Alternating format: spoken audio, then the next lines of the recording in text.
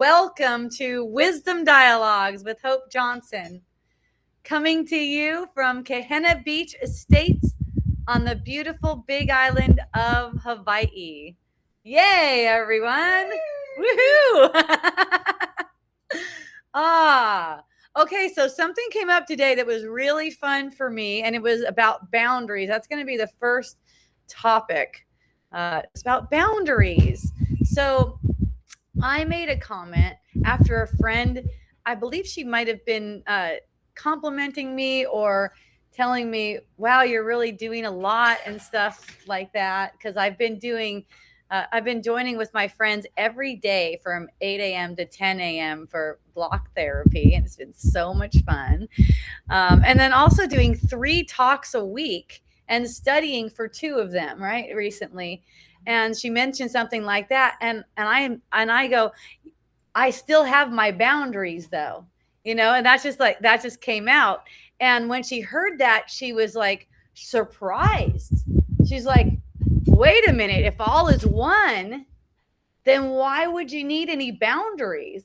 And it's like, I hear you, because I have also been in that kind of mindset before where, if everything is one, then what would you need any boundaries about? And this is exactly what we were going over in chapter 2 when Christ was talking about level confusion. Okay. So it's the idea that since we're all one, that you shouldn't have, you shouldn't have boundaries for one. But, if you really take that idea and look at it in different ways, it's like you shouldn't have the need to eat any food either, or get any sleep, or wash your clothes or anything. You shouldn't need any of those things. And, what he's saying is that's level confusion, because while you are perceiving yourself as being in the world, you have needs. One of them seems to be money. Okay. That seems to be one of the needs as well. Water, all these different kinds of needs. So the idea that you wouldn't have boundaries because truly there's no separation. The separation never happened. That was one of the things we were talking about today. She's like, well, if the separation never happened, then why would anyone need any boundaries? And I go, well, that's a statement, that's a statement of truth, that the separation never happened. And yet it doesn't mean that within the dream we should pretend that bodies have no limits, because in the dream bodies have limits. You cannot be relating with everyone and doing everything that everyone wants you to do, even in a dream. Even if you're like completely enlightened, in a dream you're not relating with everyone in the same way. Okay, it's not like the relationships that all relationships can serve the same function in the dream. They serve the same function for the Holy Spirit's purposes, but it's not like every person should be given equal access to you, to your home, to your stuff, all that kinds of things. And I know, because I've actually practiced that. I'm like, okay, so since we're all one, then I shouldn't have any boundaries. I'm just not going to have any boundaries. I'm just going to say yes to everyone. And I'm not going to have any kind of idea about how things should go or anything like that. So a boundary can also say, I don't believe you're guilty, and I'm not available for this. It's not like a boundary needs to be used to make a person guilty. And I think that maybe what my friend was reacting to is that when the ego hijacks it, the boundary is actually used to make another person guilty. Like, hey, you're doing this to me. It's not something like that. It doesn't have to mean that. So the Holy Spirit isn't asking us to deny the level which we presently believe we are in. And we do believe we are in this level. That's why we perceive bodies everywhere. Okay. But what Christ was saying in chapter 2, especially, is that the Holy Spirit uses the level for healing. So it's not about denying that we have these apparent limitations coming up. And a boundary doesn't have to mean anyone is bad, dangerous, unworthy, separate from me, even. It doesn't need to mean that. And really, what it comes down to is listening to the Holy Spirit, Also, one of the things we talked about was Edgar Casey, which we talked about in the last ACIM deep dive. Basically what Christ was referring to with Edgar Casey. And if you want to read it, it's in the complete annotated edition of A Course in Miracles. It's Cameo 15. Okay. And basically, he was saying that Edgar Casey was giving of himself so much that he was depleting himself. So he was answering everyone's request. Anyone who needed him to channel for them, he would. And each time he went into a channeling phase or a session, let's say, it would be using his resources in the world, his bodily resources in the world. And if he wasn't listening to the Holy Spirit, he would come out feeling depleted. Well, he just kept on overriding that. And he actually ended up passing away early for a person in his 50s at some, like around my age, like that's a little early because wasn't listening to the Holy Spirit. He wasn't using that boundary, thinking that would be attack to use the boundary. But what Jesus was saying was it's the opposite of that. He was actually teaching sacrifice. And when you're teaching sacrifice, that's attack. Okay. So all attack is attack on the form. So sometimes, distance, even distance, even saying, what, this relating isn't working for me right now, and not being in that particular relationship, that could be the most loving form available. It really depends on the situation and how the Holy Spirit is guiding at that time, because the very same exact action can look exactly the same and serve a totally different purpose. Okay. So it doesn't mean that you have to continue to give people access. You have to, it may be continuing to perpetuate grievance in that way. It may be perpetuating dependency or manipulation or dishonesty or specialness, right? Self-abandonment. I noticed that with myself, with one of my friends, maybe it was last year sometime, I did not feel like talking to him at the time. I said, no, I don't want to. And then he gave me a really big, long text. And the text, I just could feel it. It felt like it was very manipulative, right? And then I put the text into Chat GPT, and I'm like, I'm getting a sense here that there's a lot of manipulation going on. So then it just lists out like 6 or 7 different ways that manipulation is happening in one text, right? And so then I was like, I'm just going to take a break from this relating. And I noticed that there's a tendency to feel guilty for taking a break in the relating. And that's what my friend was also, he wasn't doing it on purpose. He didn't know that he was, but he could pick up on that and use that. And that's why the manipulation was there, to make me feel guilty and talk to him anyways, even though I was getting the sense, no, this doesn't feel in alignment right now. This doesn't feel congruent right now, So then it was really sweet. I go, just so you know, there was these different ways that manipulation was happening in that text. I go, you're not wrong for it or anything. It's just time for us to take a break right now. And, and then he saw it. He goes, oh my goodness. He goes, oh, wow. He's like, yeah, you're right. Let's take a break right now, and it's like, you don't make a person wrong, but, you notice the relating isn't being used for the Holy Spirit's purpose right now. To keep it going on right now, it's like we're making a space for manipulation to occur right here. And, it's listening and not going past that. I notice when I've just barreled past that because of feeling guilty. And look, guilt is always a thing. If you're doing something out of guilt, you're not listening to the Holy Spirit. Okay. And it's not like the Holy Spirit has a set of rules for you. You should do this and you shouldn't do this. It's all in the moment. Okay. So we want to have loving relationships with one another. That's really the whole purpose of A Course in Miracles, is to show us how to have harmonious relationships. teaching us how to have harmony with one another. And sometimes that actually means taking space. Sometimes that actually means denying access. Okay.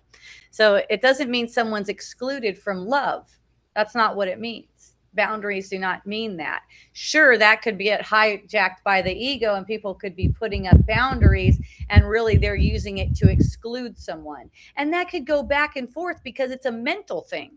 Like I notice in my own self, like sometimes I'll be listening to the ego and I could feel it, and I'll just switch over to the Holy Spirit. When you switch to the Holy Spirit guides you to be in gratitude for your brother all the time, no matter what it is that you're expressing, even if you're expressing a boundary.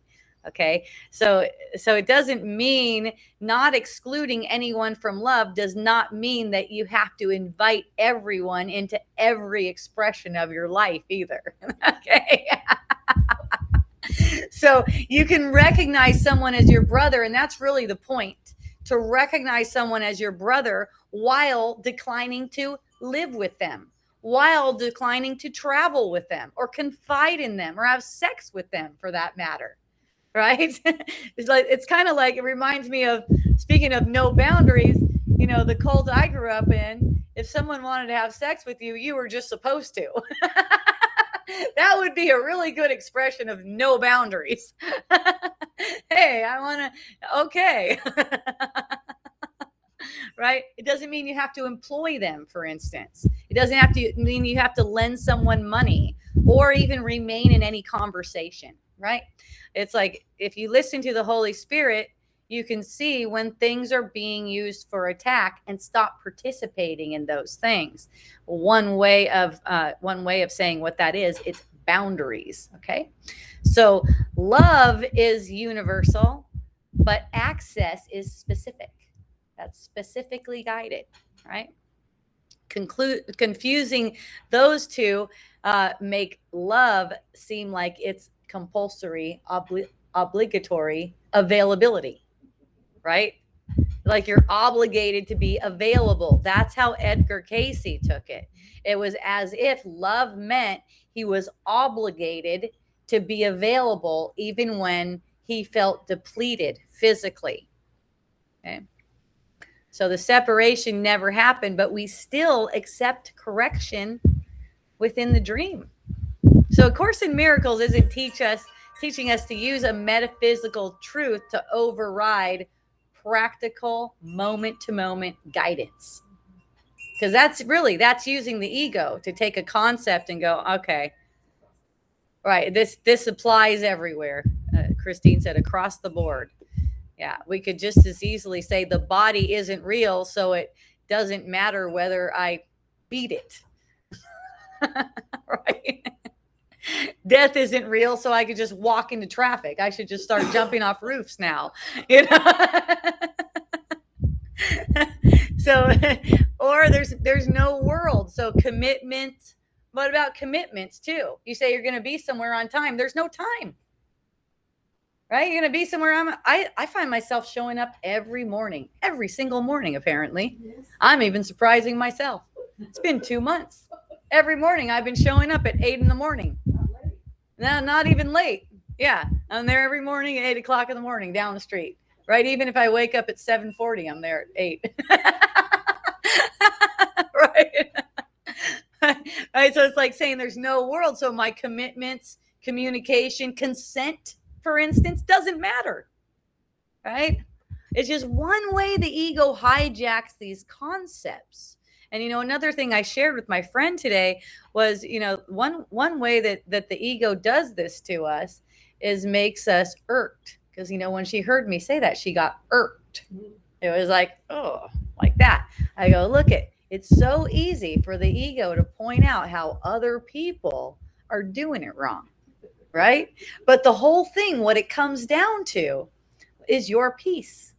Can you be at peace with them? Because one of the things she was saying is she sees so many people using boundaries in the wrong way, and I could see that too. Sure. It's a kind of a newer thing, because before, like if you look back to the 50s, like women didn't have boundaries, right? They were just doing everything for everyone, right? So then they had like, there's a transition period where people are going to be using boundaries in a fucked up way. That's just how it is, There's this transition period, but there's this sense that she's bringing up that's going, it's not collapsing time though, it's extending time. It's not okay, well, here's how you collapse time. You notice when you're getting repulsed or irked at something that someone else is doing. Is it making you go is it making you do a face like that? I don't even know how I look doing that. But apparently it's funny. Yeah, I looked irked. Good. Okay, that was the point. Okay,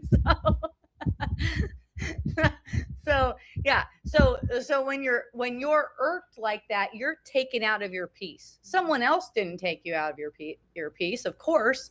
Their boundary that looked like it was an attack to you didn't take you out of your peace.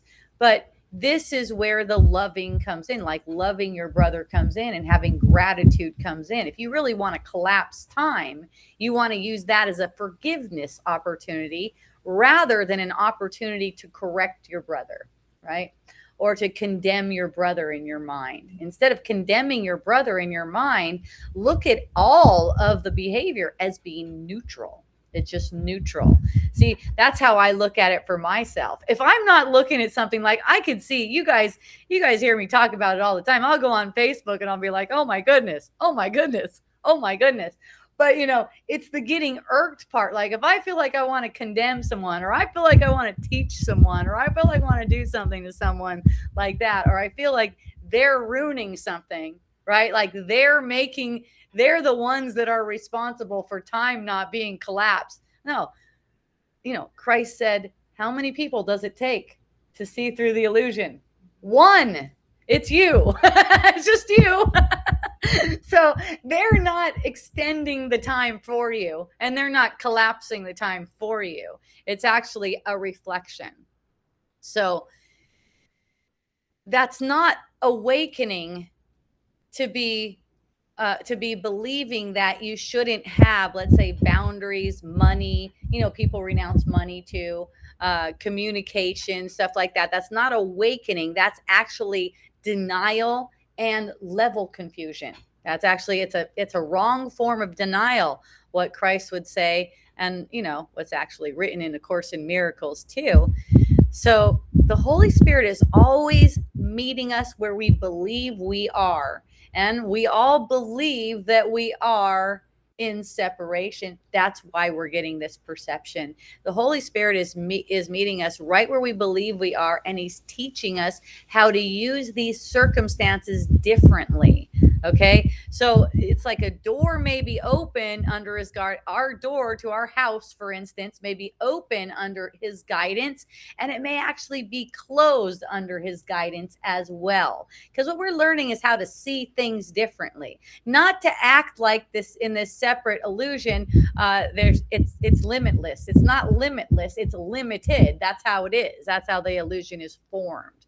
So the form of it never determines whether the decision is loving. It's the purpose of it that does. It's like, how are we using it? What are we using it for? So in this way, a boundary can prevent sacrifice. We were just going over atonement without sacrifice. A boundary often is preventing sacrifice. That's what it's doing. And the ego would present self-sacrifice as if it's spirituality. So the ego loves this no boundaries thing that you want to have, because it's totally a situation where here, you should be sacrificing yourself for spirituality. Okay. It's like, I should always say yes. I should never disappoint anyone. If someone's disappointed in me, then I've failed. That's the ego's way, right? Don't be afraid of disappointing people. That's what we were just going over in atonement without sacrifice too. So don't be afraid of disappointing someone. The ego would say, I should remain available to everyone because we're one, right? The ego is just going to hijack these concepts that we're being taught through A Course in Miracles.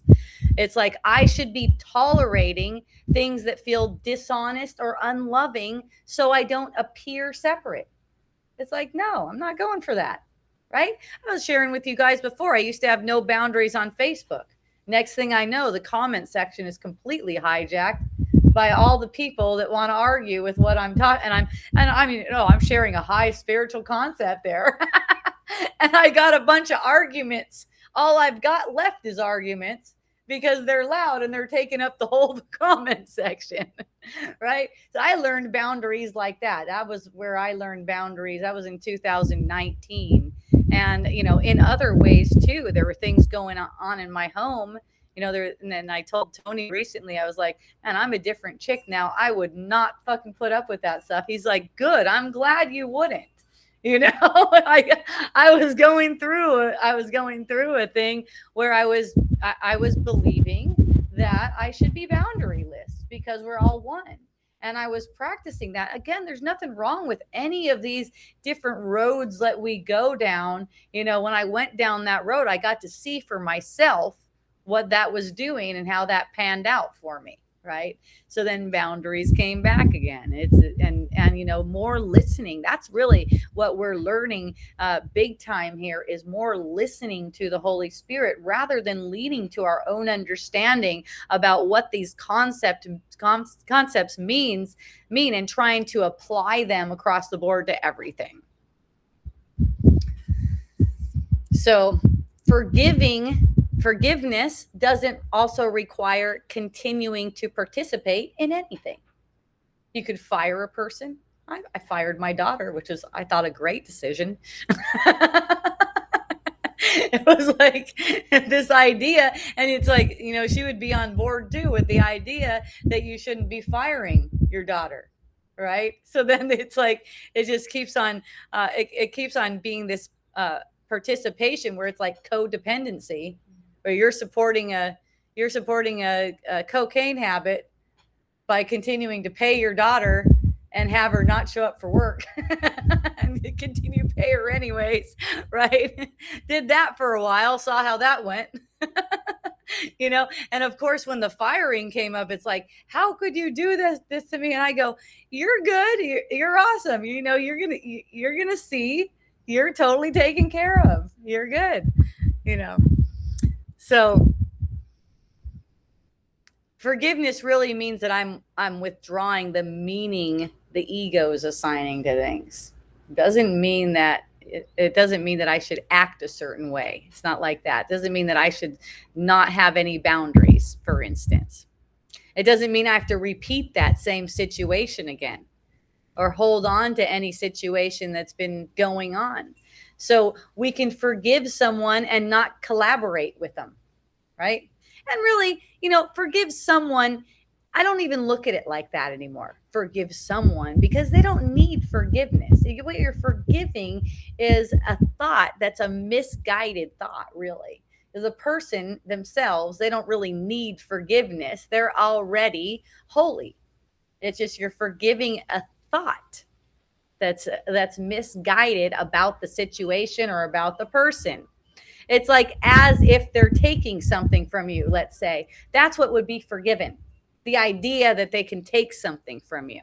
Okay. You can be released of a grievance and still decline an invitation to hang out with someone, for instance. Yes. So it's not the behavior, it's thought, like the process behind it. So like the behavior happens, but then like what's the next thing that you're denying me to? Right. Okay. The thought about it, is that it? Yes, it's because it's your thought. So Christine's question is very good. She's like, what are we forgiving? Because there's this behavior. Let's say someone's talking mean to you. Someone was expressing that today, that someone talks so mean to her, it feels like they're abusing her. Okay. So she's saying it's not the behavior that you forgive the behavior. Let the behavior be the behavior. That's what's arising. And, you're saying what I thought happened didn't happen. That's the separation. That is actually the separation itself that didn't happen. So what that means is that whatever their behavior is, it cannot affect you. It's not affecting you, but their behavior is their behavior in the scheme of things. And so the response to that should also correlate with that.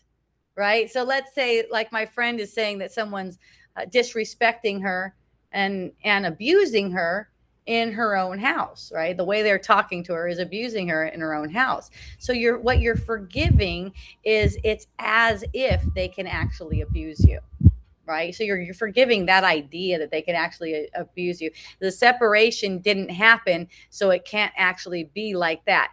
Do I like the way they're talking to me? They're talking to me like this. It seems like it's abusive, right? They're raising their voice. They seem to be saying things that are disparaging toward me and stuff like that. So the response can then follow effectively.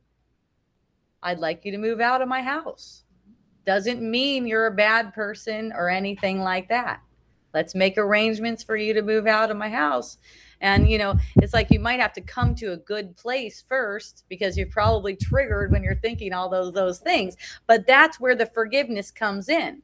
So that trigger calms down and you can communicate effectively and calmly and lovingly. See? And you can communicate exactly what it is. Another thing the friend asked me, she was saying, I don't want you to talk to me like that. She was like, I don't want you to talk to me like that. And, the way she was saying, I don't want you to talk to me like that, it's like as if she's being attacked. So it's not the words themselves.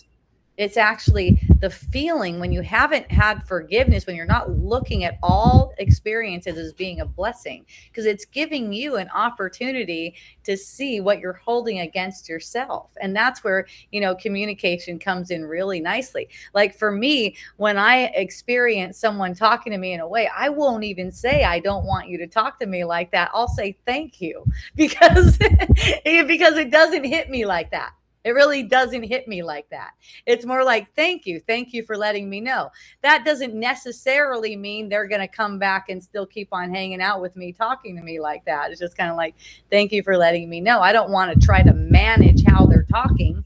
I want them to talk freely, naturally, the way they would talk, and then let the boundaries be the boundaries, and instead of trying to manage them and go, hey, I want you to talk to me like this, so then I don't have to use my boundaries with you or something.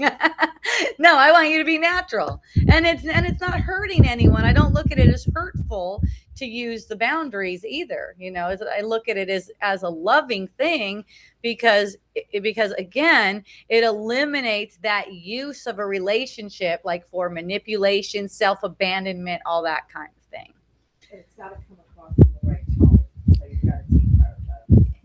Yeah, Christine is saying it's got to come across in the right tone. And again, let yourself be natural, but look at where the forgiveness is going to. If the forgiveness is going to any idea that they could harm you in any way, that's what it's going to. Yeah, there's no harmful thing. It's just an opportunity. And the boundary coming in is really giving you this opportunity to see that it's okay. It's okay that they want to act like that. They want to present like that. And that's okay. That's perfect for them on their path. The Holy Spirit has them, and you can decline to engage with that too. So forgiveness removes this sense that you want to punish them. It does not remove discernment, though. The punishment comes out of it. And that's what I mean, where I've seen my mind go back and forth. And, without judgment, you can actually watch this stuff and you can know which teacher you want to choose more and more and more. So it's not a matter of trying to fake it, right? Notice when the ego is coming in, the ego wants to punish. That's all. So when you go back to gratitude, and we'll get on that tomorrow. Tomorrow's another ACIM lesson, and it's love is the way I walk in gratitude. So it fits this really perfectly. When you're in gratitude for them, then there's just discernment without making the boundary then isn't making them wrong. It's like, look, here's what's coming up. Here's what we're making this together. That's what I related to my friend. It's like, this is what we're making right now. So that's why I'm getting the sense that this needs a break. So guidance can look very different too for different people. It's not that it comes out to be like some kind of universal rule with the guidance. And the Holy Spirit could guide one person to stay in a certain situation. I know in the situation when I was with my husband, when I was living with my husband, I would ask for years. I would ask the Holy Spirit, like, what am I still doing in this dynamic, in this relationship, the way it was, and the Holy Spirit would tell me very clearly too, that you have more lessons to learn here. Stay here. And really clearly, like, if you leave this situation right now, you're actually going to have to go through more time. It's going to take you more time, because you're going to have to come back to this. It needs to come back around. Yes, exactly. So one person may be guided to stay. Another person may be guided to leave their marriage. They may be guided to leave their situation. One person may be guided to speak, and another one's silent. And the moments could be different. It could be the same person in different moments. You might be guided to offer help. You might be guided to stop rescuing. It could be different all the time. There's just no rules about this. Okay. This is why we're given a teacher rather than a rigid code of conduct. We're actually just given a teacher. We do not have this code of conduct thing. This comes from the Christian culture, Christian conditioning. That's really where it comes from. So people will apply that to A Course in Miracles and say, this is giving us a code of conduct. No, it's not. No, it's not. It's really just giving you your teacher. So the question really isn't, do spiritual people have boundaries? It's more like, what is this decision for? Whose purpose does it serve? Do you have punishment in your mind? That's really what it comes to. Is this boundary because you have punishment in your mind, or are you grateful to your brother? Okay. No boundaries, the idea of no boundaries, and I know this because I'm speaking from experience, that actually becomes a special identity. I know that everything's one, so I have no boundaries. That's why you would find yourself getting triggered by other people expressing a boundary and being surprised. Like, how can someone like Hope, who's that well learned, or whatever the idea about me is, have boundaries? So it's like, a spiritual ego would say, I have no boundaries because I know separation is not real. So I have no boundaries, which is also bullshit. Everyone's got boundaries. You can say you don't have boundaries, but you fucking do all the time. You're actually expressing them all the time and saying it's something else. Even when you're trying not to have boundaries. Like, I had very minimal boundaries, but there were still boundaries, It's just, it's anything. People ask you, do you want to do this? No, that's a boundary. Can I come over and do this? Not today. That's a boundary. You can come over at 3:00. That's a boundary. You can come over at 3:00, but not noon. Right? That's a boundary. I won't be ready for you for 15 minutes. That's a boundary. I told Christine that yesterday. She didn't even see the message. Came over anyways. She was after 15 minutes anyways. Right. The Spirit was guiding her anyways. It wouldn't have mattered either way. And then there's the idea, one idea that came up from my friend was, when she hears the word boundaries, then it's something that you have to defend. And it's like, no, that doesn't mean that, because it sounds like war to people, because it's like, now I have to defend my boundaries. Yes, I know. I've been in that mindset before as well. And I've been like very boundaried. And then I've been to the very opposite of that. And then I just start listening to the Holy Spirit. And sometimes there's boundaries and sometimes there's not. So the identity of no boundaries may allow a person to temporarily feel like they're more evolved than other people. Okay. More loving, more open, more surrendered, more Christ-like than other people. Okay. But then at the same time, if you're getting triggered or irked by other people using boundaries, that's a sign that you have a forgiveness opportunity on your hands. That's what that is.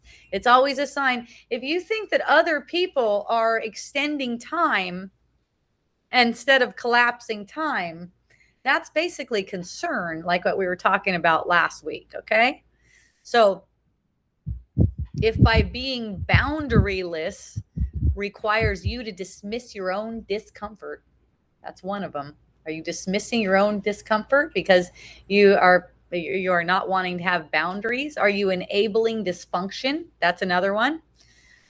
Making your body available against your willingness, right? Then that idea is not being used to undo separation. It's actually reinforcing conflict. So anything that produces resentment, exhaustion, fear, obligation, superiority, or any kind of bargaining, that needs to be questioned. Okay. The Holy Spirit does not violate anyone's willingness. That's the ego. The Holy Spirit just invites. So any relationship that's based on pressure, guilt, coercion, and that's what I felt. I felt the pressure, the guilt, the coercion, that the person should have compulsory access to me. That's not really demonstrating oneness. And I was playing into that for a little while. And it didn't result in harmony or happiness in my being. That's what I noticed. So eventually a boundary had to come. And that was a real good learning opportunity for me, because I felt deep love for this person. But the relationship changed. And when the relationship changed, it became based on all these things that weren't really serving the Holy Spirit's function. And the Holy Spirit wasn't asking me to continue in that relationship. Okay. So really a relationship like that, to stay in a relationship like that, is really demonstrating this belief that one person's needs can rightfully override another person's willingness. It's as if. So willingness really matters in the classroom, and you can call this a classroom. Consent matters. Honesty matters. Okay, it's not because the bodies are real. It does not because of that, but these forms can be used to teach non-attack. That's what they're being used for. That's what the Holy Spirit's using these forms for, to teach non-attack. And boundaries can be temporary teaching devices. Right? It's not the ultimate statement about your relationship. It's just a form that's being used to demonstrate sanity, actually. So a boundary, could remain for an hour, a year, whatever it is, the rest of the body's apparent life. We don't need to make it an eternal thing. It's not like, and what I communicated to my friend, that was like last year or something, maybe a little more than a year ago. And we've been in communication since then. It's like, I'm not saying that this is forever. It's just that right now, this is what the guidance is. And, I couldn't tell what the guidance was before because I was overriding it with a concept.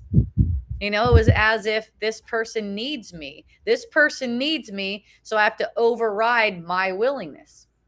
That's self-importance. So, sacrifice again. Yep.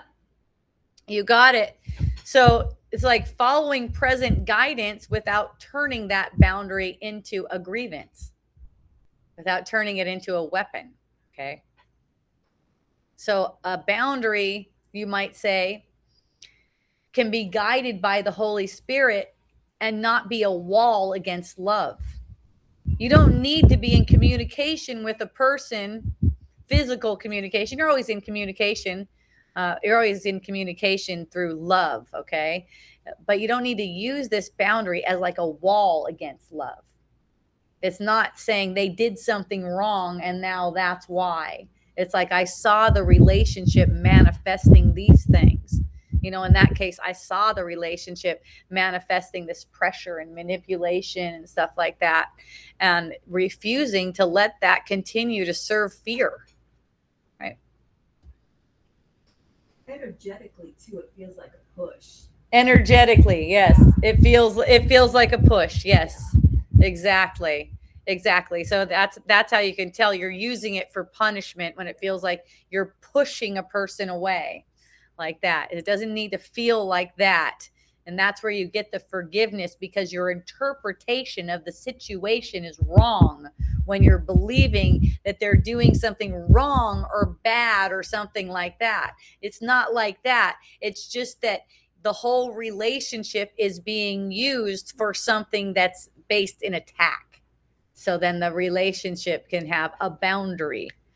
All right. So you can close the door to the relationship without closing your heart. Right. So a useful question might be, am I removing the boundary because love is guiding me, or because the ego is afraid of appearing unloving? See? And the reverse too. Am I establishing a boundary to preserve peace and honesty, or am I doing it to punish or control or prove that someone's wrong or guilty? See? You can, that's what I mean. You can look upon the behavior and say, oh, that's what's going on. Right. And I even communicated to my friend, I know you're not meaning to do this. It's not like that. The dynamic has just gone like this, and it's good that we take a break. So the form of anything, a boundary or removing a boundary, can look identical. But the teacher that you're listening to and the purpose you would give it, that's what makes the difference. So it's not a matter of picking out certain things and saying, we should or should not do this. Okay. Thank you, Ekahi. Yes, I like these earrings too. Those are fun. All right. That's what I wanted to share with everyone about boundaries.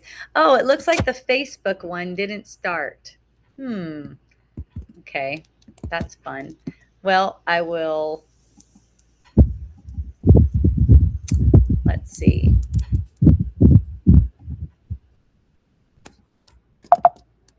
I guess I may have put that on a little bit early. Unwanted Facebook boundary. Yeah, Facebook made a boundary on me there. Okay.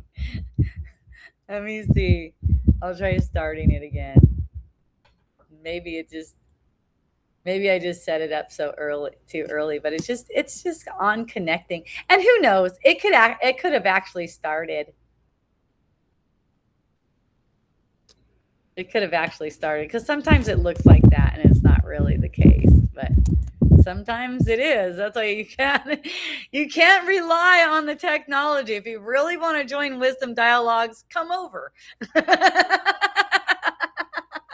If that's your priority, that you want to join Wisdom Dialogues, just come over. Zoom usually works pretty good. I can say that one. That one's pretty good. Anyways, we'll have a recording. Okay.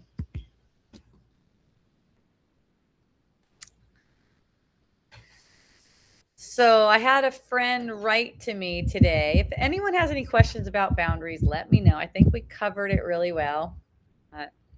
I've even done talks before called Boundaries. I know I have. So you guys can look that up too. And would you give me some water? I totally spaced on having any water over here. Thanks. So a friend of mine wrote to me today. Actually, he gave me a recording, and I just have some notes about the recording. He did a 5-minute recording. This is about relationships again. Surprise, surprise. Okay, so he's been in a relationship with his best friend, okay? And they've been close friends for like a year, talking every day. And probably about 6 months ago, so they were close friends for about 6 months. And then 6 months ago, they began calling themselves a couple. Okay. He's saying he values her companionship very much. He does not want to lose this friendship. And especially because he often feels like he's alone and doesn't have that many close relationships. And at the same time, he doesn't feel physical or sexual attraction like he would like to feel in a romantic partnership. in this case, they haven't had sex. They have never had sex. And he once tried to initiate intimacy with her, and he experienced her as being absent, like kind of like emotionally absent to that. So he's feeling like he wants someone more attractive, and she's not even interested in sex, and then they're calling themselves a couple. Okay. He's not sure whether his lack of attraction is genuine or whether he's just pulling away because closeness activates old fears for him. He also described a childhood in which his mother overstepped emotional boundaries and he felt like he was trapped. And now he's noticing he's feeling the same kind of thing. Whenever relationships become close or committed, he tends to withdraw. So he's like, is this me just withdrawing again because this is my habit? Or is it actually that this lack of attraction is genuine? So he's afraid of hurting his friend. He's afraid she's going to feel abandoned. He's afraid he's going to lose his best friend. He's afraid he may not find another partner. Okay.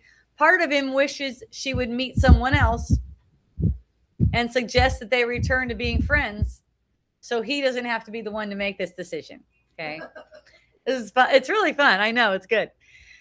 So he's also wondering whether their apparent attachment patterns are interacting. Her fear of abandonment and his fear of being entrapped, like feeling like he's trapped. Okay.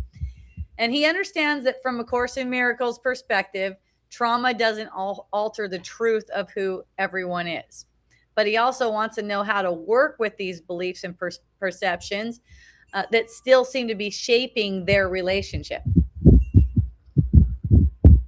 So his most central question is, how can he tell whether he's honestly recognizing that this is not the romantic relationship he wants, or whether he's using lack of attraction as a reason to run from intimacy? Okay. And how can he respond with honesty and love without making either of them feel guilty? So this is a fun one. It's rich. So the question, is it trauma or lack of attraction? It could be both. Could be both. He may genuinely lack romantic or sexual attraction to her. And he may also fear that the relationship, have a fear arise as the relationship is becoming closer and more committed. So he doesn't need to make a perfect diagnosis of this stuff. But, it's a good idea to become honest about what he's experiencing right now. So one ego trick in something like this is to delay the honesty. Egos always like to delay honesty. It might hurt them, for instance. So I'm not going to be honest. Okay. You don't have to completely understand yourself first to be honest. Okay. Clarity may actually come through honesty and not before the honesty. So that's not a good reason that you don't feel completely clear that you can't be honest right now.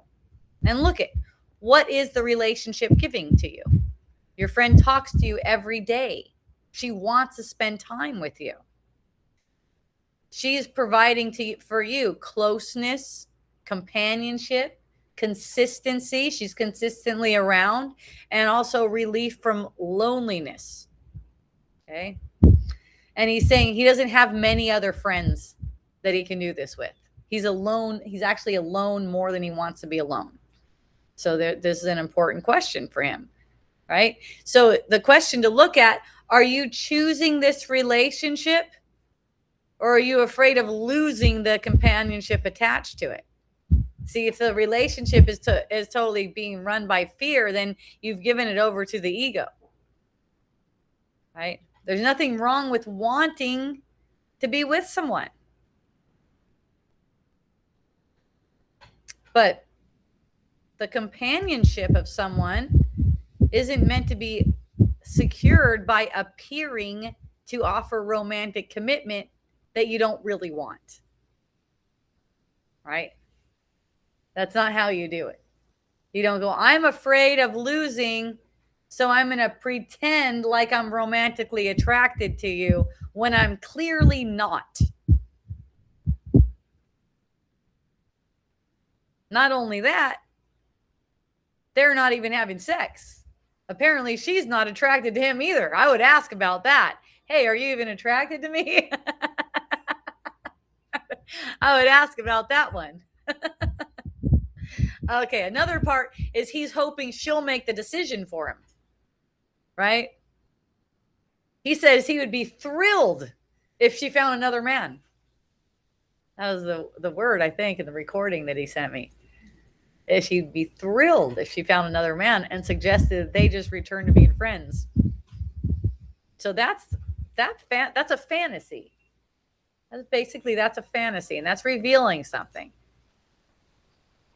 All right. Because it would allow him to keep the friendship, avoid feeling guilty, avoid disappointing her, avoid being alone, avoid taking responsibility, right? For ending the romantic part of the relationship.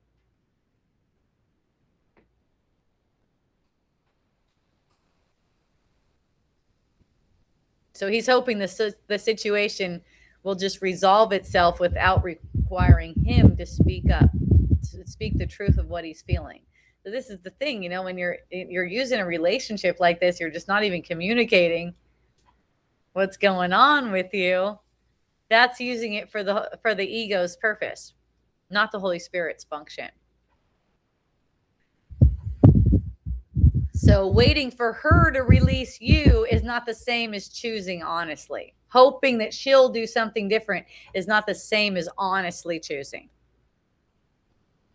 So he also is wanting to avoid hurting her. So wanting to avoid hurting her is the reason for concealing this desire that they go back to being friends, to avoid his own discomfort. He says repeatedly in the recording, he does not want to hurt her. Okay, so that could sound loving, but are you trying to protect her from pain? Or are you really protecting yourself? Look it, you don't want to see her disappointed. You don't want to feel like you've been a bad person. Question that. Maybe that's what it is. Maybe you don't want to lose her affection. Maybe you don't want to feel blamed. Feeling guilty, feeling lonely, facing your loneliness. So often, and in this situation, probably I don't want to hurt you really means I don't want to experience myself as someone who's hurt you.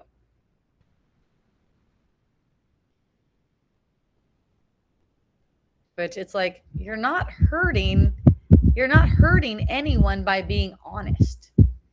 If your honesty brings up pain in them, it's not that you did that to them.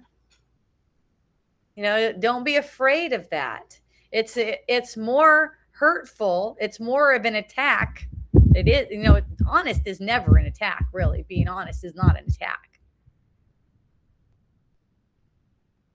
But it's an attack when you're being dishonest to try to get what you want.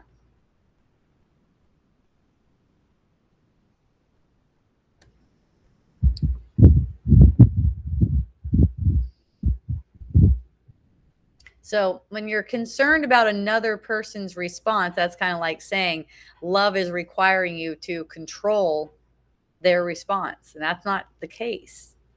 You cannot guarantee that she's not going to feel hurt. She could definitely feel hurt when you tell the truth. I just don't feel like I'm sexually attracted to you. She could definitely feel hurt about that. I don't get the sense that I'm sexually attracted to you. It could be gentle, it could be respectful, but see, it's this fear of losing what you think you need from her. That's the part where it's selfish. The selfishness is coming in. You can be respectful about this. I've had a friend tell me before, I just don't really feel like I'm attracted to you in that way. And I was like, oh, okay, great. Let's stop doing that part of it. Of course, he was full of shit. He comes back and he's attracted to me the next day. But it's like yeah, people can take that a lot better than trying to use the relationship to make it to acting like you are attracted to them so that you can keep on extracting from them, right? You can be respectful about it for sure, without attacking or blaming her. One of the things about it is he feels like if she would lose 25 pounds, he'd be more attracted to her, right? I know. But that's not, he doesn't know that for sure. That's speculation. It really is. You don't know that for sure.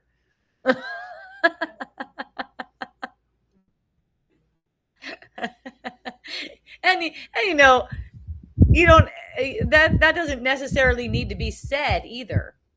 It's like being honest about how you feel. You don't have to necessarily say something like that. It could come out, though. I mean, it's not saying anything's right or wrong, but it's like it could come out too when you're being honest, right? But her emotional response to whatever you're sharing with her, that's for her. That's her classroom. So your honesty is your classroom, your honesty or dishonesty. And trying to manage her feelings, that's just a form of control. No need to manage her feelings. But, it's not to come to awareness too. The idea that you would be attracted to her if she lost 25 pounds, that's speculation. That's not true. That's why it doesn't need to be said. It's not truly honest. You may not know that in the moment, and it may come out because you don't know that. But probably if you listen to this, you already know that. And it may come out. And in that case, she's going to be able to deal with that too. I get the sense that I'm attracted to thinner people. It could be I'm attracted to younger people. I get the sense I'm attracted to taller people. Anything. It's not really true. We think we have a type. It's not really true. These things are orchestrated. Especially when it comes to looks. That is ridiculous, actually. It's actually an immature way of looking at it. Like I'm attracted to a certain person's looks. And, I've said stuff like that before too. And I say it, I'm like, that is not really true. It's not really true. It's like, I seem to have preferences. Let's say that. I seem to have preferences. But it's not really true because these things are orchestrated. So staying because you're afraid she will be alone is not kindness to her. That's not cool. That's not kindness. Okay. Showing up. I've had a friend show up one time and he goes, yeah, I came up here because I thought you would be really disappointed if I came by your house and didn't come up here. And I go, that is a really shitty reason for you to be here. That you thought I don't even want you here for that reason. You thought I would be disappointed if you didn't come up here. That's terrible. So he's saying she's not had relationships. She has emotional abandonment trauma and maybe alone if he leaves. That's not a good reason to be staying with someone. That's not listening to the Holy Spirit. That's listening to the ego, because it's defining her as something that's diminished. So now you have to sacrifice yourself to make sure she doesn't feel diminished. All right. Yeah, it's all made up. He doesn't really know what's available for her. He doesn't really know what's coming for her. He doesn't know if she really needs him to remain her partner. Those needs are, again, orchestrated. And he doesn't know if she's going to meet someone else. She could meet someone else tomorrow.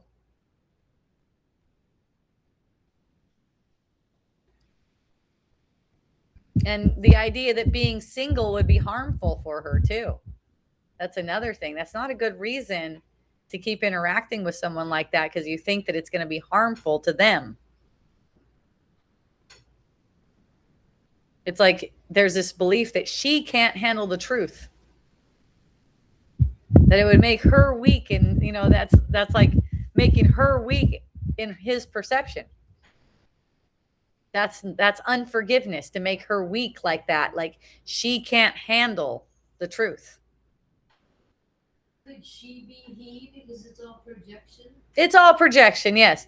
Yes, White Dove asked, can she be he? Yeah. So basically, he's making her out to be weak. The weakness is unseen in his mind. He's not really weak, but it's an idea that he's weak. So he's projecting it outward to make it seem like someone else is weak, and he's the one being strong by staying with her. So he's protecting her from something. That's part of it too. I mean, it's great. He's asking all this stuff to me. He's wanting to know. He's not doing anything wrong. He's confused about the situation and wanting to know what's going on. So he can honor her. He can honor her here as being capable of hearing the truth and capable of receiving guidance herself. This is how you would be honoring a brother, a sister in this case. It's all the same. We're all brothers. And, we talked about the 20 or 25 pounds that he talked about, and to be careful not to make her body the problem, right? Be careful about that. Because he was saying that if she were 20 or 25 pounds lighter and she had a sexier vibe, she doesn't really have a sexy vibe, apparently. She's not into having sex, apparently. He might be attracted to her, right? So it's like your attraction or lack of attraction, that's not a moral issue. You don't have to force desire. That's not saying that. You don't have to force desire. But be careful not to turn your preference into some kind of diagnosis about her. Like, it's not that she needs to lose 20 to 25 pounds or get a sexier vibe. It's like you're attracted to her or you're not. There's no because. You're attracted to her or you're not. That's it. And then he's making it into a diagnosis of her in the recording too, saying that she gained the weight to protect herself. Okay? You don't know that. You don't know that she gained the weight. I mean, that's some kind of spiritual thing where someone gains weight to protect them. I've heard that before. Some kind of new age thing. Here's why you gain the weight. Yeah. He doesn't really know that her body is the reason that she's not been in a relationship. See, he's projecting that the reason she hasn't been in a relationship before him is because of her body, because she's 20, 25 pounds too heavy. And he doesn't know what her weight really means psychologically. Those are interpretations. Those are the kinds of things that are brought for forgiveness. That's the thing. It's like, I want to see this differently. I don't want to make this interpretation mean something. So the honest statement is really simple. I'm not experiencing physical or sexual desire that I want in a romantic relationship. That's it. There's not a why about it or anything like that. I am not experiencing the physical or sexual desire that I want in a relationship. Easy. It's not because of anything about them. It's not because of their height. It's not because of their weight. It's not because of their smell. It's not because of their age. There's not a because. It's just that this is the experience I'm having. This is not physically or sexually desirable to me. This is not what I want for a romantic relationship. I want to feel more physical and sexual desire if I'm going to have a romantic relationship with someone, and I don't feel that with you. Right?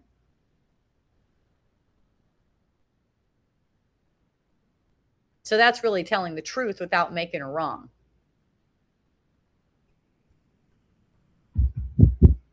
And then apparently it seemed like, from what I listened to, the 5-minute recording that I listened to, it seemed like her response to his sexual initiation was interpreted, just interpreted by him, but not clarified through communication. He said she seemed vacant, but it doesn't look like they had a conversation about that. He doesn't really know what was happening for her because he didn't ask. It doesn't seem like, anyways. He didn't ask what was happening for you. She could have been afraid. She could not be interested in him. She could be inexperienced. She could feel disconnected. She could not be attracted to him. She could be unclear about whether she wanted sex that night, right? Maybe she hadn't washed. You know, that's a thing too. Maybe she thought she was stinky that day. You know, you like ask. But it's like the ego always wants to jump to all these conclusions. She could have been surprised by it. So he's constructed a story about her because she was vacant without actually having a conversation with her about it. Will you tell him to get back to us next week when he does have a conversation? Yes, please get back with us next week. We want to know about this. We want to know what's going on here. Thank you.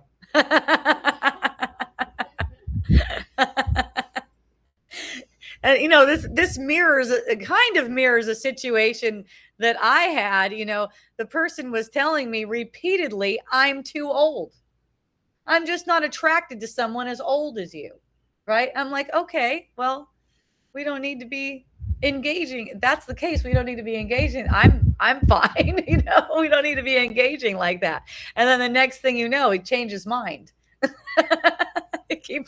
He kept on changing his mind about it. And it wasn't, see, in his mind, he was actually making up a story that I was too old, whatever that story was. And so he was supposed to not be sexually attracted to me, but he was bullshitting himself because he was sexually attracted, and he kept on making moves in that way and come up with a story again that he's not sexually attracted to me over and over again repeatedly.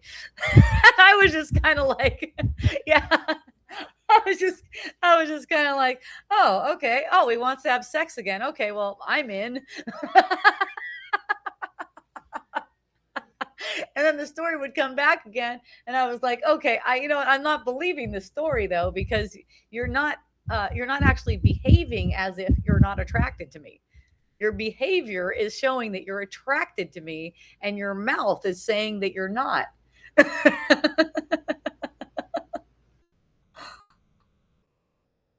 So you can't understand the relationship through this interpretation you're making, really. You know, you need to ask her how she experiences this couplehood that you're having.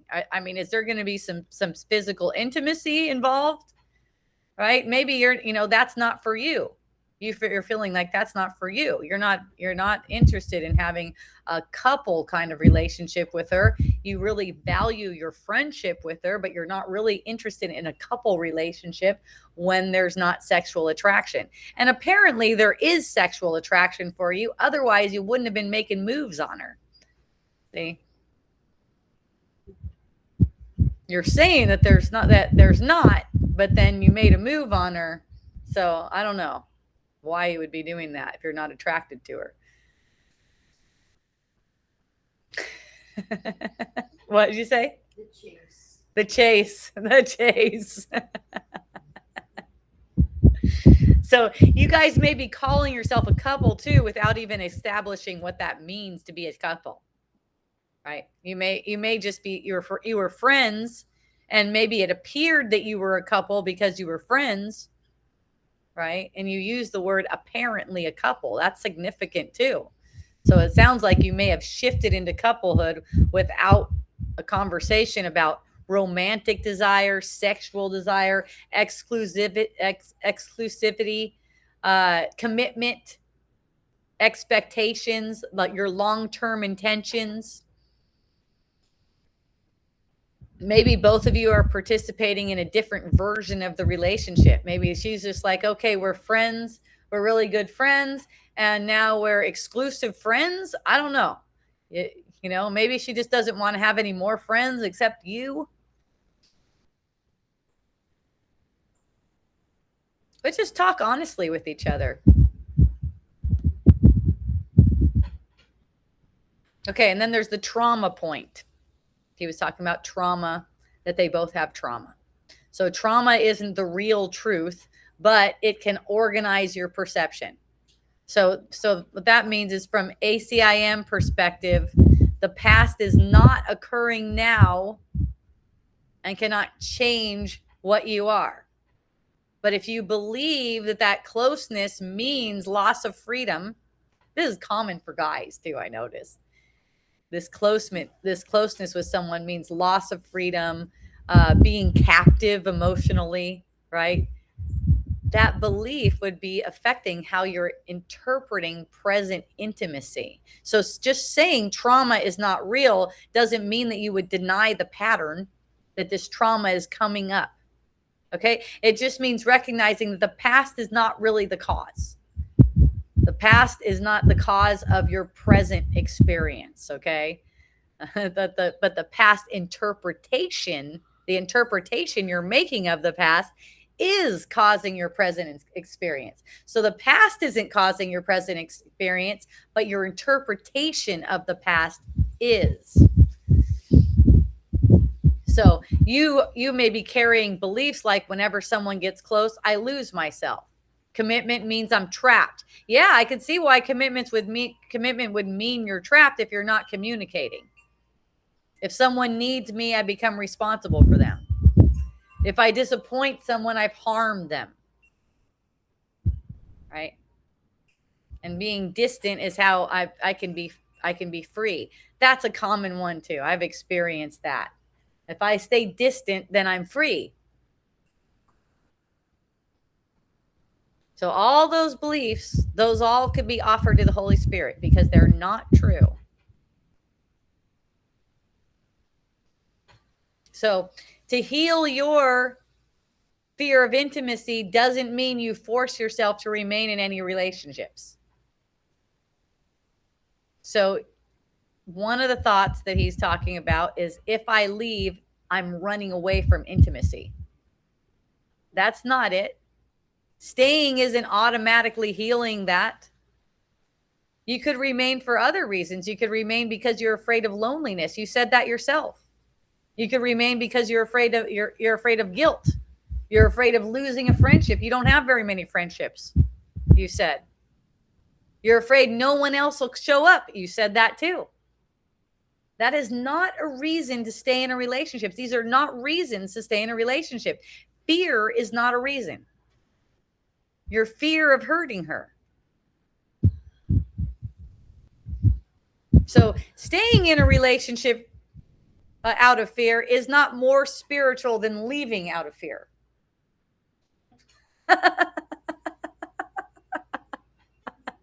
It's just both fear. And leaving isn't automatically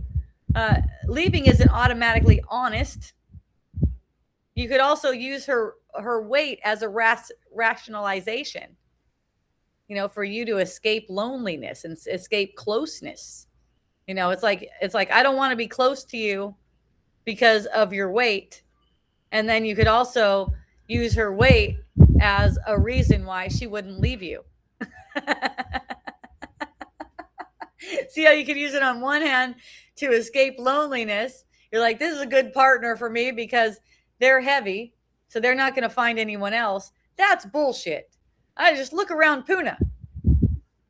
Yesterday I was out there at Sunday Fun Day, and I think I saw 2 or 3 couples where the guy was like completely ripped, like really good shape, really and he's got a huge chick, right? White Dove saw that too. So that's not going to work. She's like, shh, don't say I saw that. I don't see these things. So good. Oh my goodness.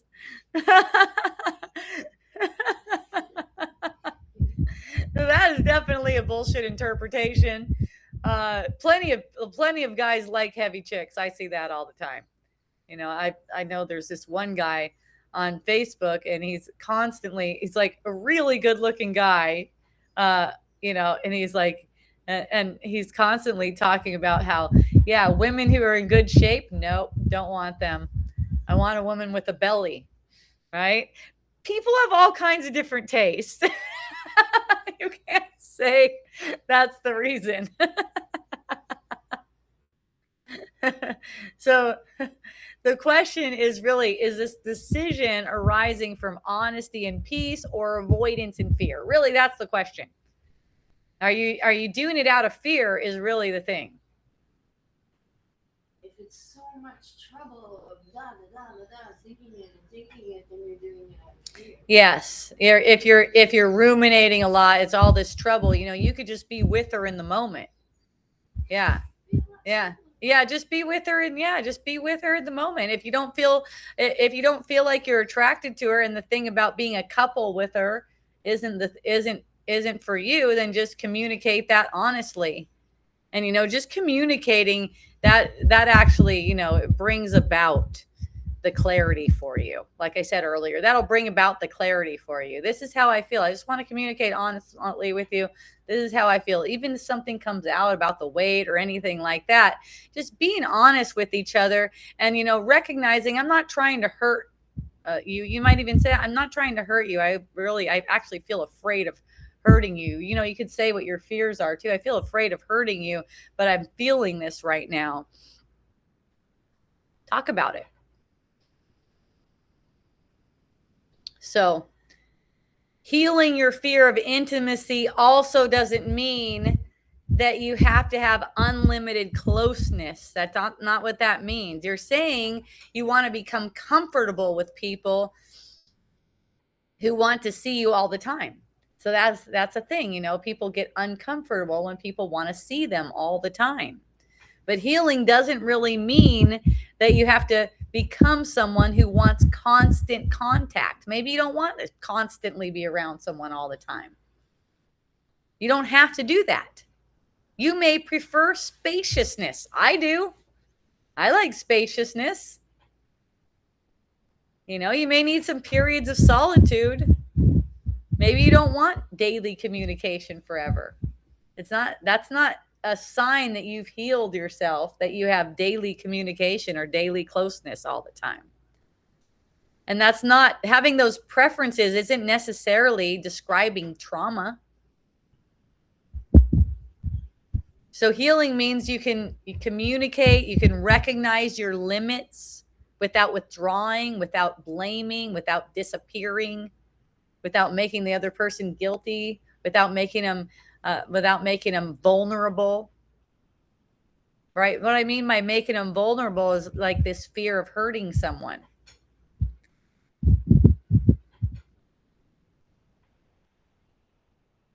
So freedom doesn't require distance either. That's a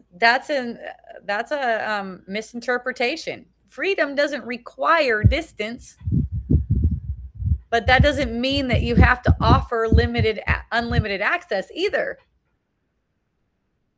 We're associating freedom with distance. That's not it. You can have freedom and closeness too. But you don't have to prove that. You don't have to prove that by offering unlimited access when you'd rather have spaciousness either. It's just this avoidance. A lot of times people think avoidance is freedom. You don't have to be an avoidance. It's just communicating. I like to have spaciousness if that's the case. You don't have to be talking to someone every day. And you could be and still be free.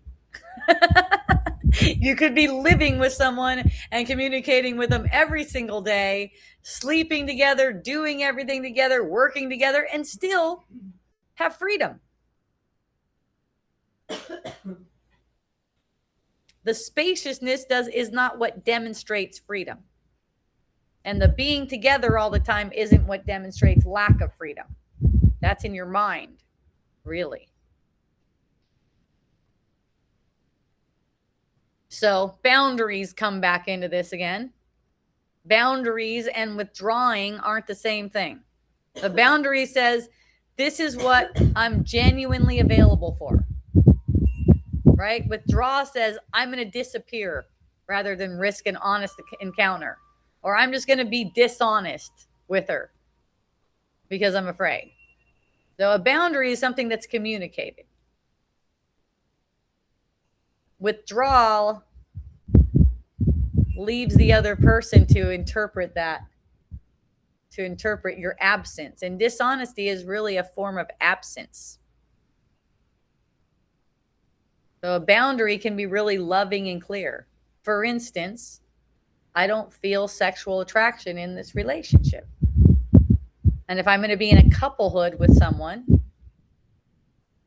then I want that to be there. So withdrawal is an attempt to avoid that discomfort by being dishonest.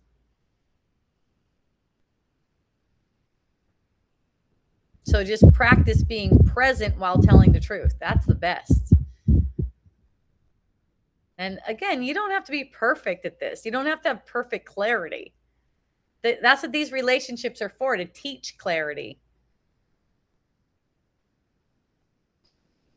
So it's not a choice. What I see here is there seems to be a choice too between abandoning her or sacrificing yourself. The ego gives these two options: stay in the relationship you don't want, or leave and abandon her. Okay. Stay in the relationship that you don't really want, or mess her up. There's another possibility here. You can speak honestly, you can be kind, you can allow the relationship to take the form that is really available. So the friendship can continue to go on. It could change, it could require distance. She might not want the friendship afterwards. She might not want it afterwards. That's okay. This idea that, you're afraid someone else isn't going to come along, that is not a reason to keep going and lying. Dishonesty, that's not going to help you in any kind of long run at all. And you can't predetermine what the outcome's going to be either. So it's like, be responsible for being honest, not for controlling how the form is going to go. See, we get these relationships and we hook to them and go, oh no, what if it goes wrong? What if they stop talking to me? This is really special. Something like that. You don't know how long it's going to last. You better be enjoying it while it's here. Things are changing all the time. You're not responsible for preserving this relationship. He says he doesn't want to lose his best friend. That is sweet. And that's understandable. You don't want to lose your best friend. Yeah.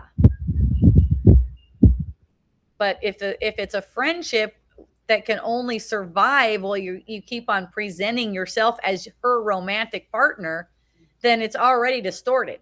If it needs you to be her romantic partner to survive, it's already a distorted friendship.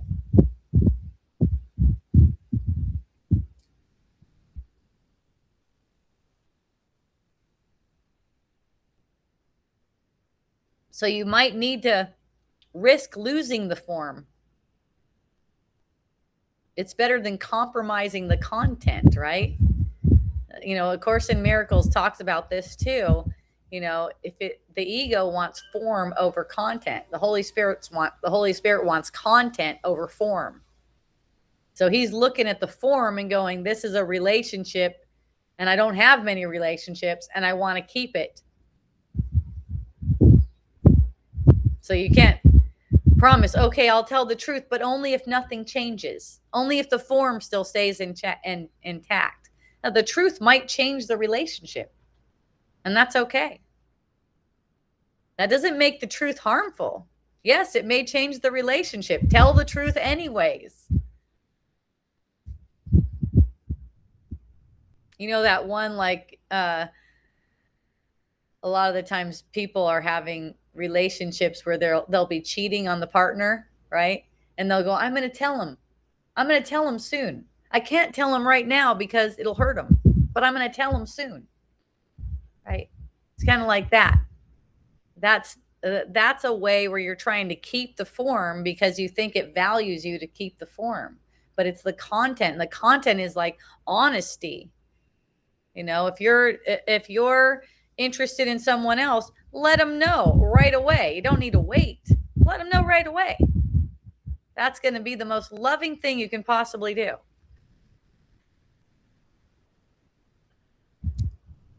So it's like you're waiting to determine whether you're attracted to her enough, and she may believe she's in a committed relationship. That's not kind.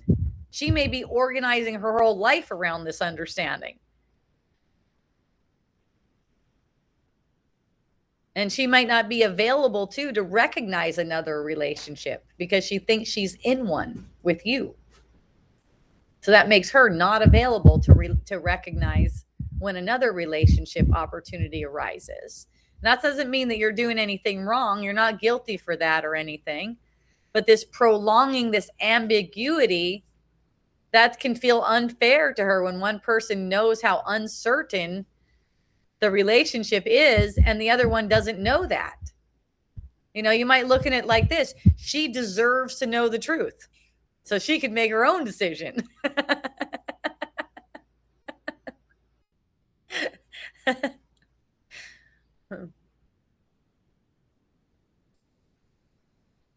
And then another thing about attraction can't be manufactured, right?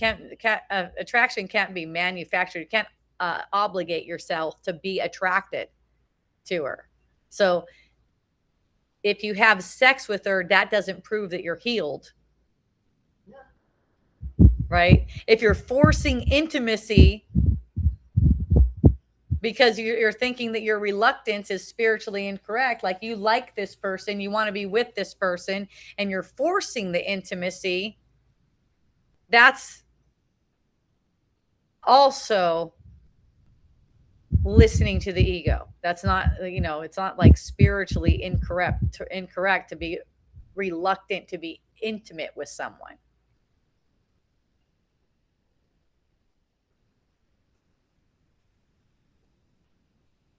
Well, it could be if it was mutual. It could be if it was mutual. Yeah. Yeah. Yeah. What do you mean by that? If they're both deciding that they're going to be in a relationship and it's okay not to be intimate and call it a relationship. Right. Yes, exactly. I was talking about forcing intimacy though. Okay. Yeah. So what Christine is saying is if it's mutual that you want to be in a relationship and you want to be in a couplehood together and you decide you're not going to have sexual intimacy, but you're going to call yourself a couple. Yeah, that's totally fine. Yeah. Yeah. But he's talking about, maybe he should just be intimate with her, even though he's not attracted to her. Oh, yeah. Right. Yeah. So the question Heather's asking is, what's the purpose of relationship? Yeah, that's what it comes down to. It's like the purpose. Yeah, that's a good question. What is your personal purpose of for the relationship? Like, are you giving the relationship to the Holy Spirit, or are you having an idea that you need this for something?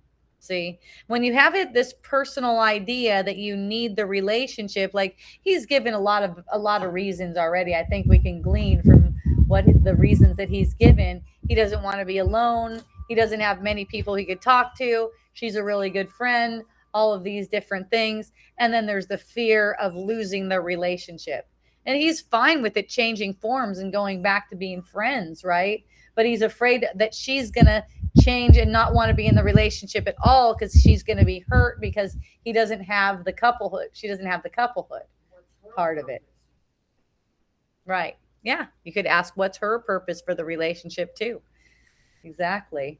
Yeah. And when we give our relationships to the Holy Spirit's purpose, they're always harmonious. Like we already know what to say. We already know how to communicate. It's just that when we make a personal purpose for them, then we start to question. We don't know. We're afraid of losing something. We're afraid the form's going to change into a form that we don't like, stuff like that. Okay. So But the course says that if you have personal purposes that aren't of the Holy Spirit, right? That's when you're going to suffer. yes, You will suffer. you will suffer. Right. Right? Yes. Sounds like he's suffering. Yeah, he's suffering really well. He's doing a good job. So when you have personal purposes for the relationship, you're going to be suffering. And that's what's going on over and over again. He keeps on presenting a personal purpose that he wants it to be a certain way. He wants it to come in a certain form. He doesn't want it to break up, that kind of stuff. So it's not honoring. It's not honoring the purpose, the Holy Spirit's purpose. It's not honoring the person. It's not honoring yourself. Come together and have your purpose be truth. Mm-hmm. Have your purpose be, a higher purpose. Yes. Then it won't matter if you have sex or don't have sex, if you have this or that, because you're together for a higher purpose. Yes. Yes. That's a good point. Yes. And that will have you not be in the little self-suffering. Right. The little self-suffering. That's what's going on. It's this little self-suffering because it's not establishing that our relationship is for the Holy Spirit's purpose. And that's the only purpose for any of this, whether you have sex, whether you don't have sex. Okay. It's like whether you're attracted to them, and being honest about how you feel, of course. When you're giving it to the Holy Spirit's purpose, though, this honesty, it just is natural for you. Because that's how it is. That's how the Holy Spirit how the Holy Spirit guides, right? So attraction isn't the same as love. That's not the same. So, love isn't just confined to bodies like that. But that doesn't mean every loving relationship is going to be a romantic or sexual partnership. Right? So you could love this person deeply and still not be called her romantic partner too. So the correction is not bodies are unreal, so attraction should not matter. In the scheme of things, in the framework, attraction does matter. It matters to him. It totally matters to him.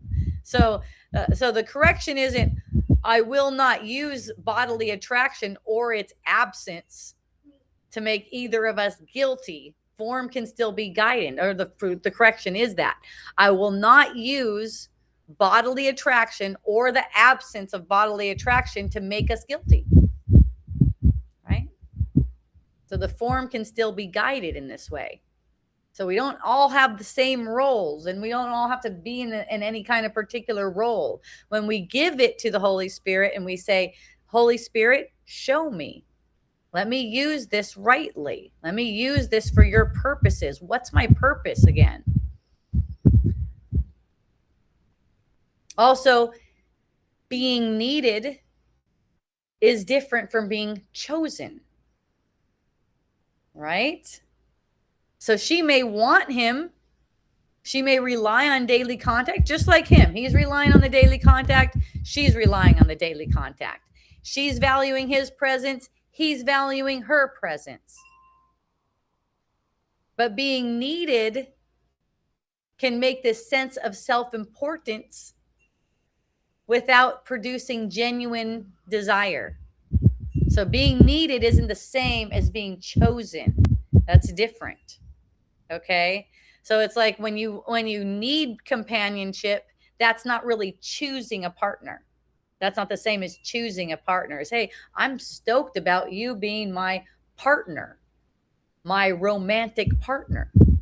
So you may feel like you need the companionship. You don't really need it, but that's not the same as actually like, you're the one. You're the one. That's the thing. And it's like this fear of no one's coming for her and no one's coming for you afterwards. That's not the reason to pretend like you're choosing, because that's coming out of need. It's not choosing. But one person saying that the other person is the one, but the other person doesn't, that seem like truth. Yeah, that's not the situation here. White Dove is asking, what if one person is saying you're the one and the other one saying, well, I'm not sure that's the case. That's not the case here. Well, I know, but Yeah. I'm just asking. Oh, okay. For in a situation like that, just honesty. Yeah, you got something like that going. Someone's telling that you're the one and you're not so sure. Yeah. Okay. So, all right. So let's say that's the case. Just being honest again. It's like all of these relationships, again, when you use them for the Holy Spirit's purpose, which is undoing the dream of separation, you're just using these relations for that. Everything becomes really clear, right? And honesty is a big part of that, just being honest about things. So a relationship can be mutually needed, like seeming like we need each other without mutually choosing each other too. You can continue to relate with that person even though they feel like they are choosing you, and you can still continue to relate with them, just being honest. That's not the feeling that I have here. I'm not choosing that, right? And you can you can still experience closeness with that person without choosing them in that way. I mean, we have close friends all the time where we're not choosing them in that way. But pretending like we are choosing them for some ulterior motive is not listening to the Holy Spirit. That's listening to the ego again, right? So a lot of the times people will pretend like they are choosing that person to get something, right? Money, sex, whatever, when they're not really, right? That's, again, listening to the ego. And like Heather was saying, it brings on suffering. And that's what's going on. So it's really important to look at this fear that you might not find someone else, right? What if I don't find someone? Well, that's the main reason why you're holding on to the relationship like this, because you're afraid. That's fear. That's listening to the ego again. Look, it is true that listening to the Holy Spirit is paramount. These are the ways you're not listening to the Holy Spirit, is what's going on here. What we're seeing are a lot of examples of not listening to the Holy Spirit. What if I don't find someone else? That's not listening to the Holy Spirit. That's listening to the ego. I'm afraid of being alone. That's listening to the ego, right? The fear might be one of the main reasons for holding on to the relationship, but it's not a good reason. It's just telling you you're not listening. It's like using a person to protect you against a future that's uncertain. That's the ego's way. I want to be protected. I don't want to be alone. So am I willing to be alone? The good question is, am I willing to be alone rather than use this person to protect me from loneliness? Right? That would really be a way of listening to the Holy Spirit. So it's one thing to go, okay, I'm just going to listen to the Holy Spirit. Another thing is how. So these are really good questions to show us, okay, how does this look? How does it look when I'm listening to the ego? Am I truly choosing this romantic relationship, or am I just afraid, right? What am I afraid of? What if I'm afraid I'll lose if I tell the truth? That's another question. What am I afraid of losing if I just tell the truth? Am I asking her to protect me from loneliness? You might even communicate that. I'm afraid to tell you this because I'm afraid of losing our friendship, right? I'm feeling afraid. A fear is never your identity. This is a temporary thing, right? So recognizing it's a temporary thing. It's a temporary thing that's passing.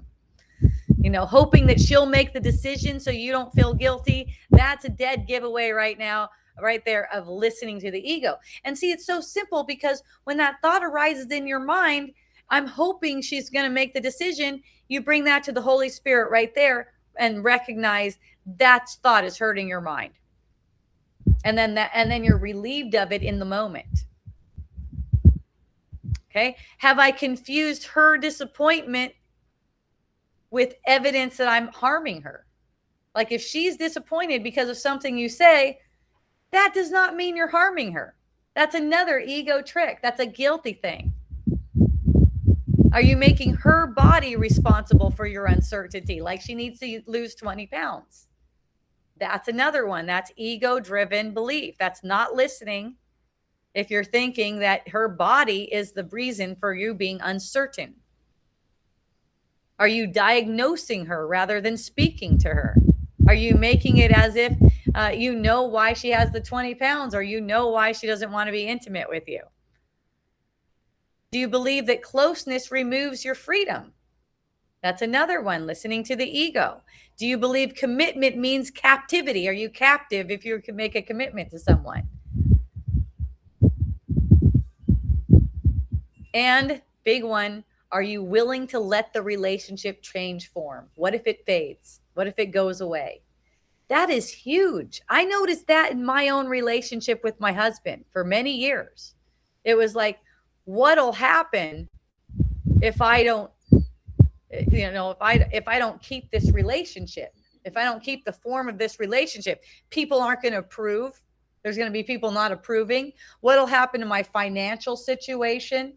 What about the kids? What about this? What about that? Right? That's listening to the ego.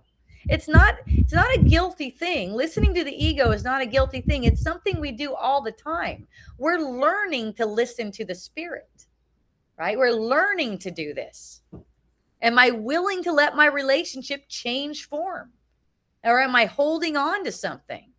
Am I willing to stop promising something that I'm not genuinely available for? And can I trust that she's guided perfectly? Can I trust that she doesn't need to be depending on me managing her?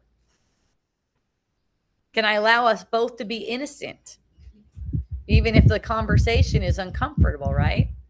So the central issue isn't whether you should stay or leave a relationship. That's never it. The deeper issue is whether you're willing to stop using your fear of loneliness, guilt, fear of losing a friendship to postpone your honesty. So you don't heal by forcing yourself into intimacy either. That's not healing. And you don't heal by running away from communication. So healing is by allowing your beliefs underneath all this conflict to just be seen. You can see it. When you're behaving with clarity, when while you're behaving with clarity, while you're behaving with kindness and integrity, you can see the underlying beliefs. Before you're behaving like that, just communicate so you can see it. The more you communicate, the more you can see things. And communicating honestly, communicating without trying to make anyone guilty, without making yourself guilty, right? Just letting people know this is the way I feel. I may not be coming across very clearly like right now, but this is how I'm feeling, okay? There's no need to try to protect another person by being dishonest. That's a really common thing. It's trying to protect a person by being dishonest with them. It's actually an attack. It's an attack on yourself. And every single form of sickness is an effect of something like this. It's an effect of trying to protect by being dishonest. The ego is totally dishonest, and the ego always shows up as having good intentions.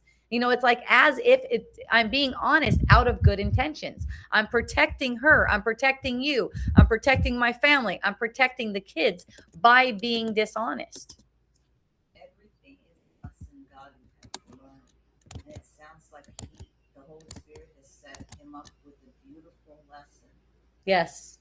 In how to walk through his fear and to step into his Holy Spirit self.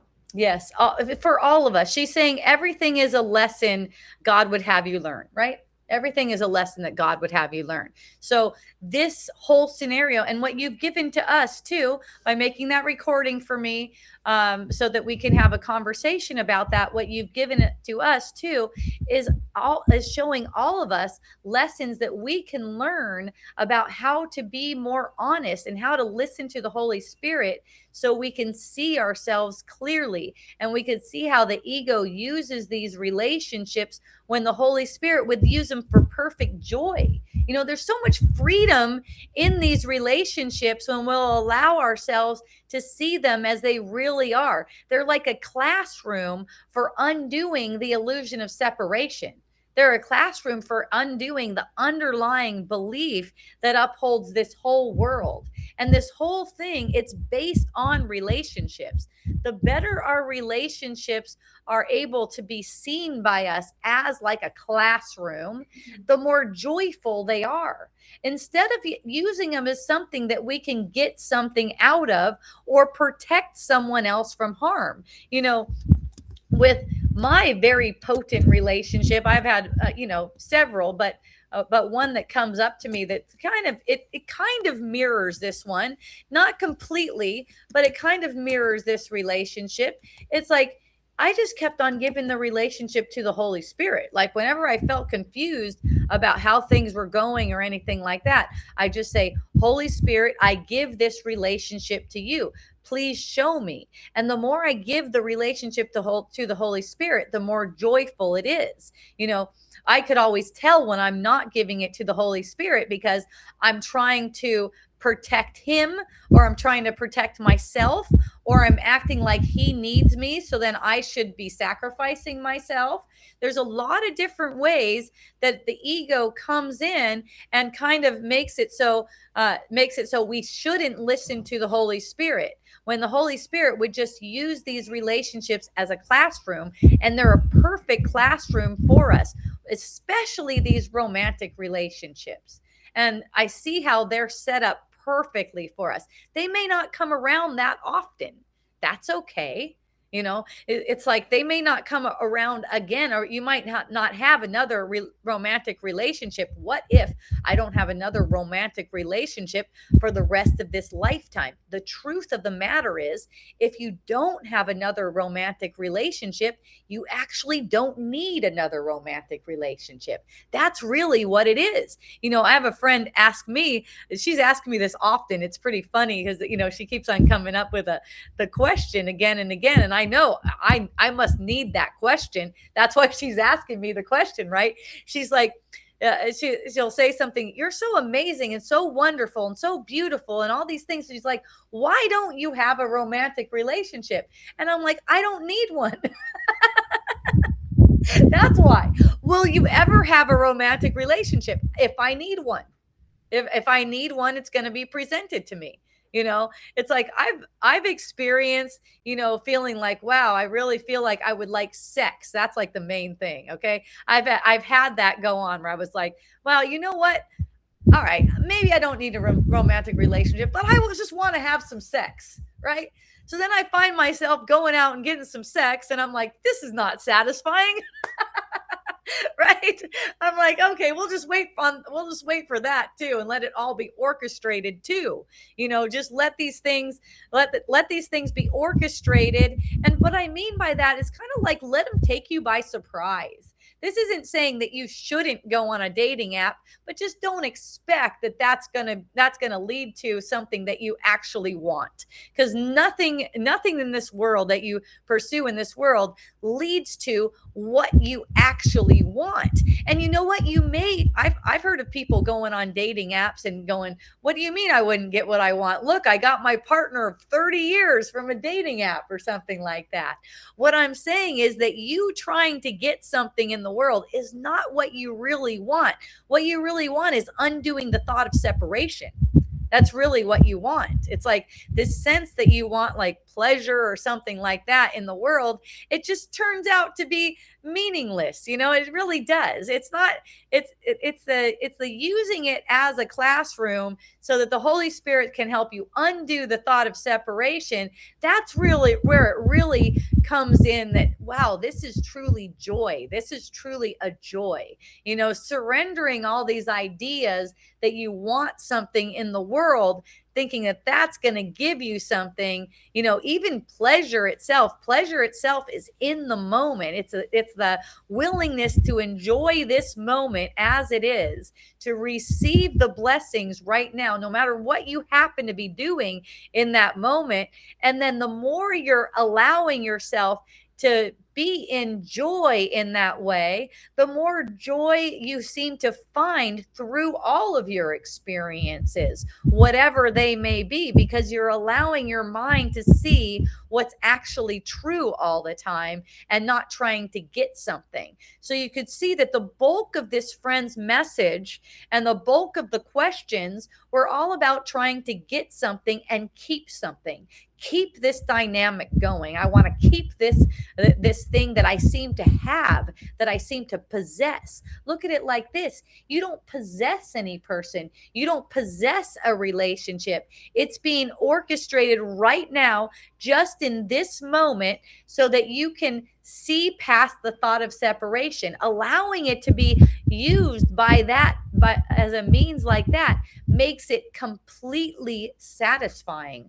All of your relationships are meant to be completely satisfying in whatever form they do take. And the way that they do become completely satisfying is your willingness to see that this is the lesson.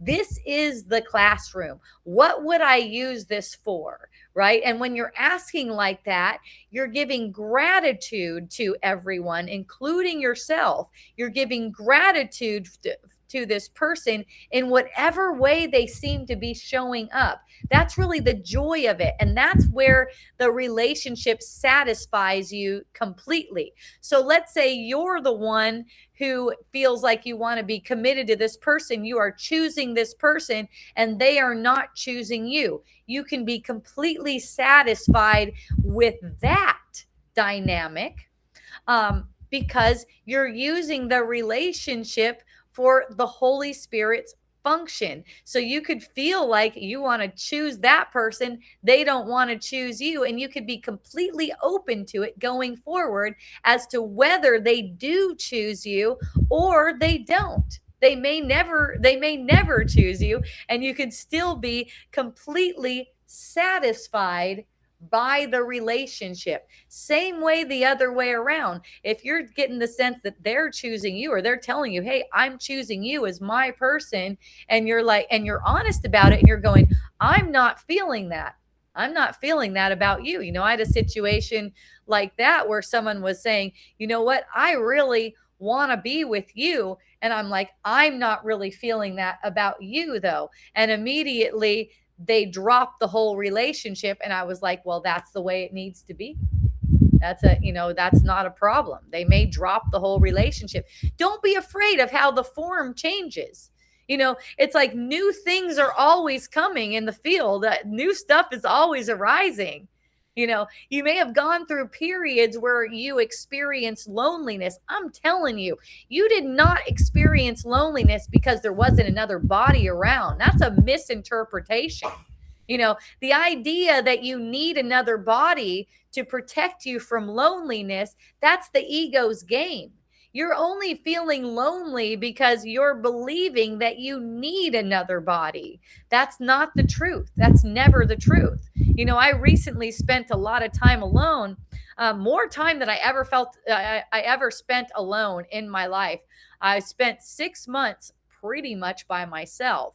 I went on some dates, had a little sex out there too, but it was brief. It was very brief. For the most time, I was just by myself, and I was looking for that loneliness. Where is that loneliness? I want to see that, because people are often talking about this loneliness thing, and it never showed up. It just didn't show up. It's like when you have the Holy Spirit as your companion, you're not lonely.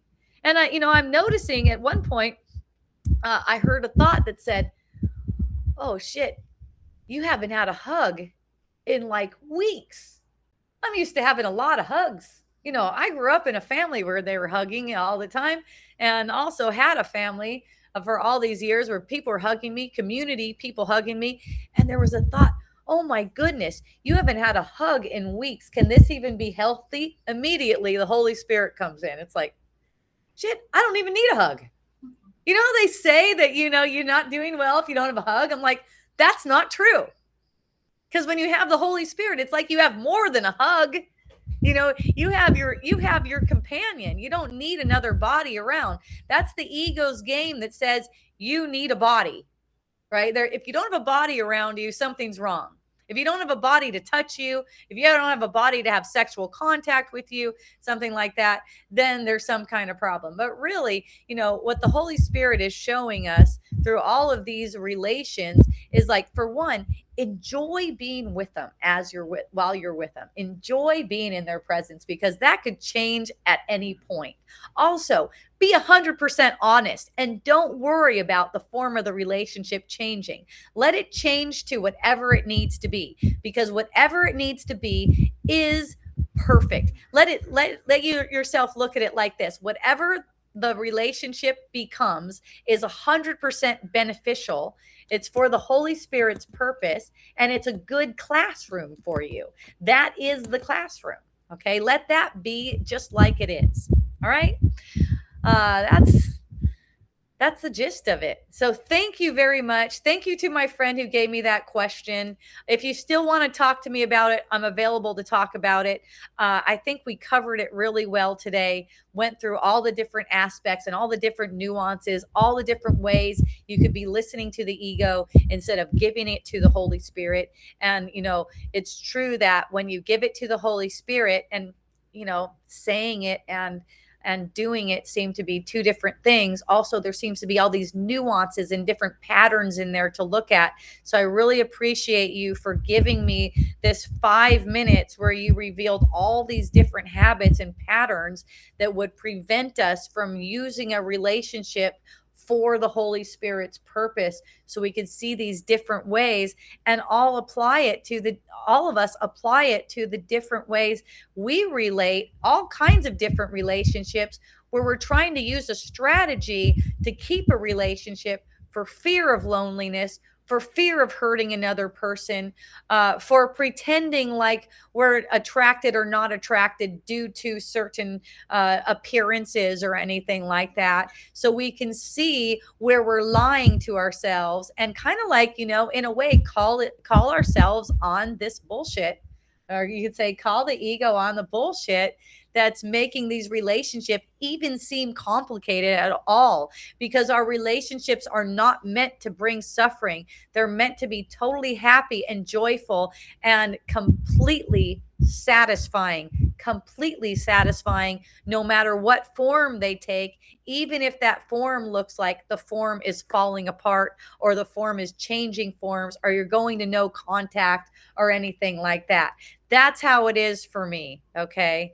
Akai says honesty is the best and only policy. Yes. And and here's the thing too. It's like, it is awesome to be honest. And then also it doesn't mean you have to say everything. That means that you don't have to say, and you will say it if you don't realize this. If you don't realize, like in this case about her weight, right? It's not really honest that it's the problem is her weight. That's not actually honest. That's actually dishonest, right? Because that's not the truth. It's not about her weight. You seem to have a preference. That's more honest. You seem to have a preference, but that's not really the truth. All right? Because whether or not you have attraction isn't really up to you. And it's not really based on these preferences. That's just to try to give a reason for it. These things are being orchestrated because you two coming together is the perfect classroom that the Holy Spirit can use to teach you what you need to see in this at this point in time. really. That's really the truth. Okay. Even the preferences are not true, but you could say, I seem to have a preference, and that's really honest. Okay. So, yay, everyone. So, tomorrow we'll be going into a lesson 195. Love is the way I walk in gratitude. Yay. And that'll be at 1 p.m. Hawaii time. Same thing. I'll be on Zoom. I'll try to connect with Facebook and also Substack. Zoom is usually really reliable. So if you want to make sure you get on and online, come to Zoom, because that's the most reliable. The absolute most reliable, though, is to show up in person, because I'm here in person and you never know what this technology is going to do. So until tomorrow, thank you so much for joining, everyone. I love you. Mahalo, aloha, and a hui ho. Woo! Yay. Thank you for the hearts.